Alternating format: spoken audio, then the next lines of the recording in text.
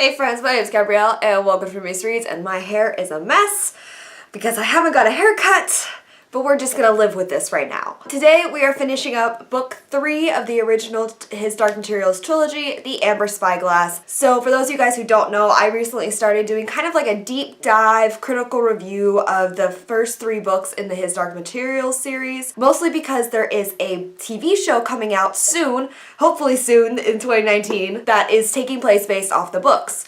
And I'm really excited for it. It has been one of my favorite series growing up. It was really formative for me, and I just really wanted to talk about this book series to someone, and I'm hoping people who are watching this maybe like the books or maybe are interested because of the TV show that's coming out. But either way, welcome to my channel, and I hope you guys think this is interesting. Now, I do try to do my best in keeping these spoiler free, but if you guys haven't read this series yet, this is the last book in the series, so maybe if you want to start with book 1, which is The Golden Compass, I will link it up in the cards up here, and you can check it out for yourselves there. So, as I said before, this is the final book in the His Dark Materials trilogy, The Amber Spyglass. Now, The Amber Spyglass picks up basically right after the subtle knife left off, with Will being the bearer of the subtle knife, the knife that can cut portals between the worlds. Now he is accompanied by angels to help him find Lyra, and basically it culminates with all these people and many powerful figures from different worlds are all joining together to fight in this great war that is led on one end by Lord Asriel and the other end by Miss Coulter, who have been basically the kind of main antagonists throughout this entire series. First things first, I want to say that this is my second favorite book in the series after the first book, The Golden Compass. It is a book that I basically hold all of my standards to when it comes to having a great conclusion for a book series in general. And before I talk about the pros and cons of this book, I just want to give my first impression alone. Well, basically it's my 70th impression because of how many times I've read this series, but you kind of get the idea. I remember the first time that I read it, how much it captured my attention, and how I was completely thrown by the ending, and how this was the first time that I'd ever been exposed with a book of this type before. And going back to it now, having read many more different types of book, having read across many genres, there is still no book that has quite impacted me the way that this series has. And I found no series that really even comes close to how this series was written. So I have to say that it has one of the most distinctive plots, the greatest character development, and some of the best themes in a standalone book or a book series that I have ever read alone.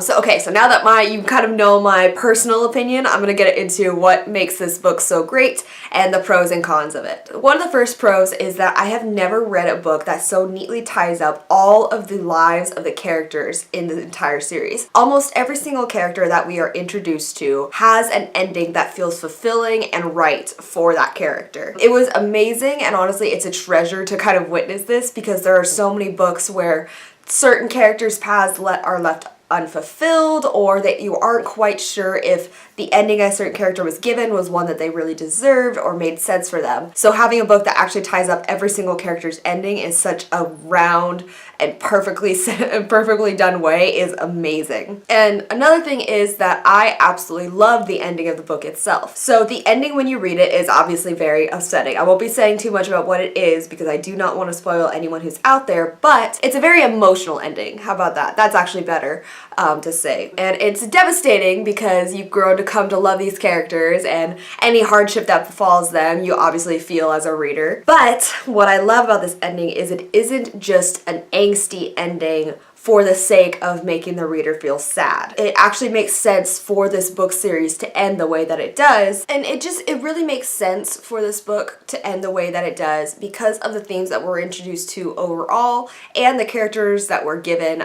Knowing Will's personality and the commitments he has at his home, knowing Lyra's personality and the commitments that she is starting to realize she has, there is really no other way for this book to end. You obviously are emotional, but it's a beautifully crafted emotional scene that I think really speaks to how well written this book is. So honestly, I'm going to say that there are plenty of fantastic things about this last book. I love the kind of religious symbolism in it and how it toyed with the idea of the corruption of religion and its place in society versus the technological advancements. I love the overall themes of the book and how everything is so delicately presented, how all the worlds are so wonderfully built, and each world has a distinct feel and is really creatively written. So this is honestly one of the best examples of writing that I've ever read. So now, after all those great things that I just said, I know it must seem a little bit ridiculous to have any cons about this book whatsoever. And as someone who absolutely loved this book, I have to say that it's really hard for me to find any cons. I will say that while I personally loved everything about this book, loved all the exponential writing, and loved all the backstory that we were given, it is a bit jarring to have a book that is so incredibly longer than the previous book.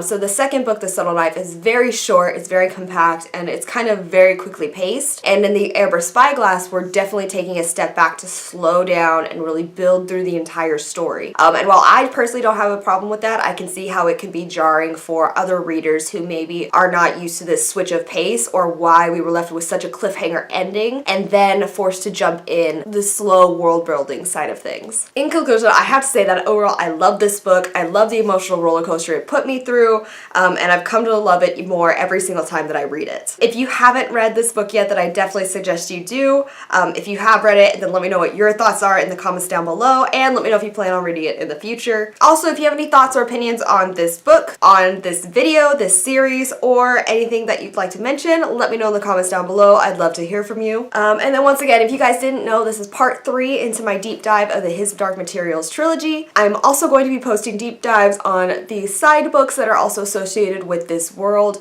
including like Lyra's Oxford and the Book of Dust. The HDM series is also turning into a TV show, so I will be posting updates when we start to hear more about when that TV show will be released and what I think is going to happen during this first season, which I'm very excited for. I cannot wait. That's all I have for you guys today, so thank you so much for watching this video. If you like it, make sure you subscribe to my channel. I upload bookish videos twice a week, as well as reaction videos whenever something cool comes out that I want to react to. Since that's all I have for you guys today, I will talk to you later. Okay,